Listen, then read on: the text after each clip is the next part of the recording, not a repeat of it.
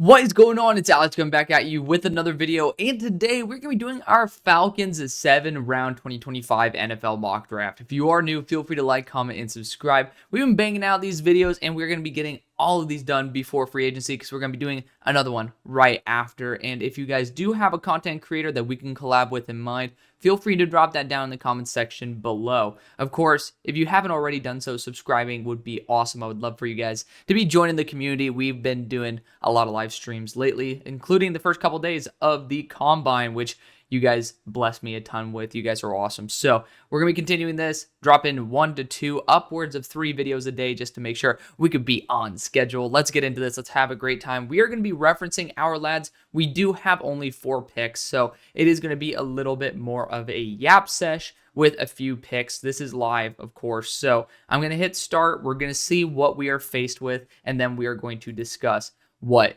is good. And we actually had a pretty solid we have Will Johnson fall, which is great, along with most likely a legitimate quantity of edge rushers for us to discuss. Of course, Ashton Gentia, you can't fully trust this, but at the same time, we might see some guys here, some guys there that are just a little bit silly. PFF's mock draft simulator, hoping we can end up working with a new mock draft simulator that I'm trying to get with another company that behind the scenes we're working with. But let's review the depth chart again. Since it's 4 picks, I want to give you guys a little bit more in depth. Of course, if I do not, Petco apparently is spending a lot of their money on me with being able to put these ads up here. I do not have cookies enabled, so do not judge me in case there's some ludicrous memes or advertisements that pop up. But quarterback wise, Kirk Cousins, God only knows what the hell is going to be going on there. Probably going to have to serve his time.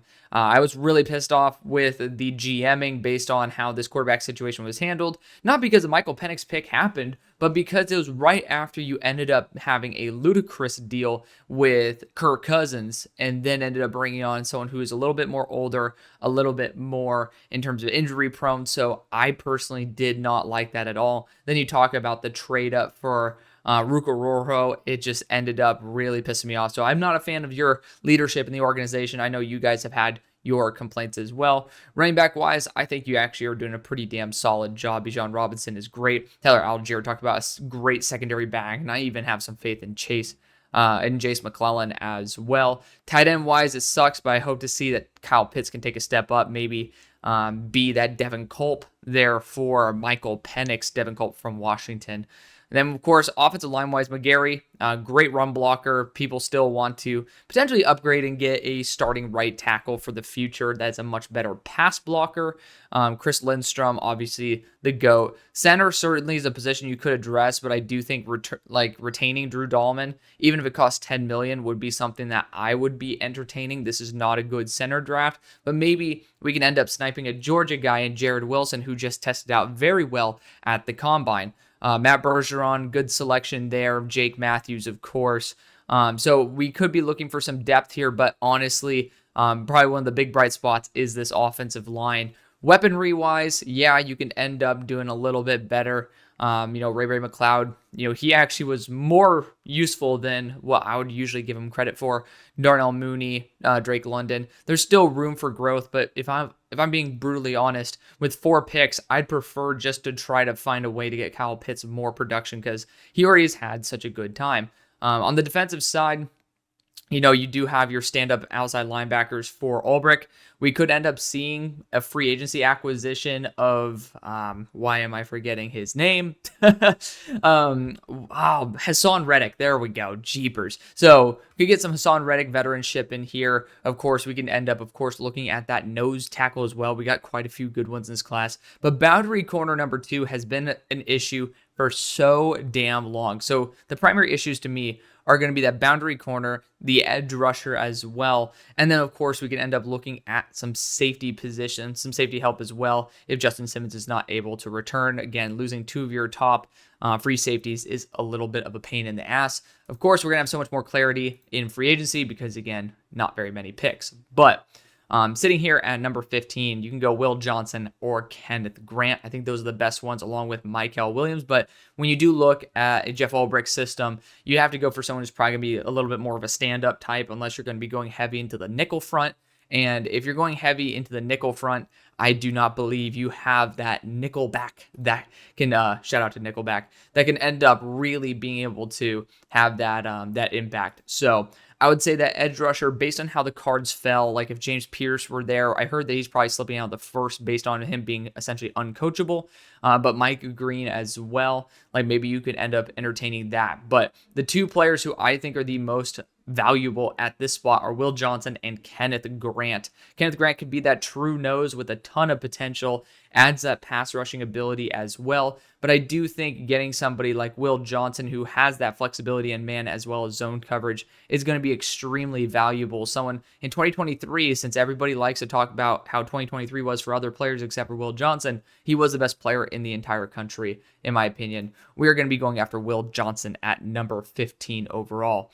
At number 46, we end up looking, and we got some good players falling. Again, you got Tyler Booker in here. That's so dumb, but it is what it is. I'm looking at guys like Braden Swinson, who's been able to play on an even front, but also has that flexibility to be that outside linebacker in an odd front. If you do want to try to push the need down a little bit, you could try to, again, Femi Oladejo is so outdated, but he also is an even down kind of guy. To me, I feel like he's trying to make a heavy push to be on an even front, and that's why the 49ers are really taking a liking to him. David Walker as well, same thing with Kyman Rucker. Not many guys who I personally would think would be good for an odd front. So odd front wise, you got Umami Ellen as well as Swinson here. The beauty of these mock drafts is that you guys can choose whoever you prefer. But you guys see exactly what I think of Braden Swinson. We've connected with him outside on Twitter, so we're hopefully going to get him on the show as well. You look at the pressures this year, including 9 sacks in the SEC. This guy is phenomenal. 22.1% pass rush win rate and true pass rush win rate, barely behind Abdul Carter. Pressure rate, or the pressure to snap rate, is insane. So I really think Braden Swinson has done a phenomenal job, and I'm going to give him the credit. Again, someone who's going to be 255 pounds, just over 33.25 inch arms. I think it's 33 3/8, and somebody who ended up performing unbelievably well on the hoop drill. This is someone who could end up being a late first, early second selection. So we're going to pair Braden Swinson up with Will Johnson. At 117, we got lucky. Oh, we got lucky right here. You got Jared Wilson. You got Jamari Caldwell as well. You can't really go wrong here. There's so many good players. Again, if you want to plug up the nose, Jamari Caldwell very well might be up your alley. But CJ West, shout out to this dude. Absolute pleasure to meet him in person and interview him. We already talked about it. He said he wanted to come on the show, so we might be able to get him on there. But I do think with Drew Dalman possibly being able to be yoinked, and Jared Wilson coming off an awesome day, also proximity there from about like an hour out to Athens, maybe an hour and a half.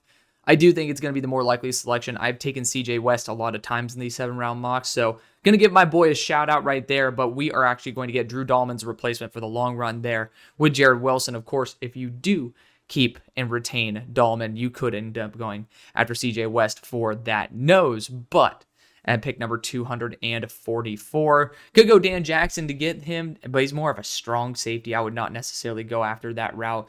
I would like somebody who has a little bit of range to play that free safety. You got Mac McWilliams here. Jabbar Muhammad, unfortunately, did not test out very, very well, but he's also a friend of the show. We ended up talking outside as well. Good dude. Really good interviewer as well. But, again, let's take one final look at the linebacking group. I personally think that it's okay comparatively to the rest of this. Maybe going after a nickelback wouldn't be the worst thing on planet Earth. And I really do like Mac McWilliams here. He is a top 50 player on my board. He is extremely physical, and he's just very, very polished. So I'm going to give you guys one of my favorite players there at 244 to play the nickel. We went a full defensive draft outside of Jared Wilson. And hell, we finally ended up getting a good grade from PFF. Hallelujah. But just for a quick recap, we ended up getting our star boundary corner. We got our potential number 1 edge. And then, of course, if you do bring in some veteran leadership like Hassan Reddick to Ulbricht's system, I think that can end up working out quite well. Jared Wilson to replace Drew Dalman if you cannot retain him. Of course, you could always go CJ West if you do. And then Mac McWilliams to play that nickel or even free safety role. Hopefully you guys did enjoy. I think that these are all my guys, by the way. Will Johnson, Swinson, Jared Wilson for the value that, we got him at, and then Mac McWilliams, all players that I really, really love. So hopefully you guys do as well. Thank you so much for watching. Love you. See you on the far side. Peace.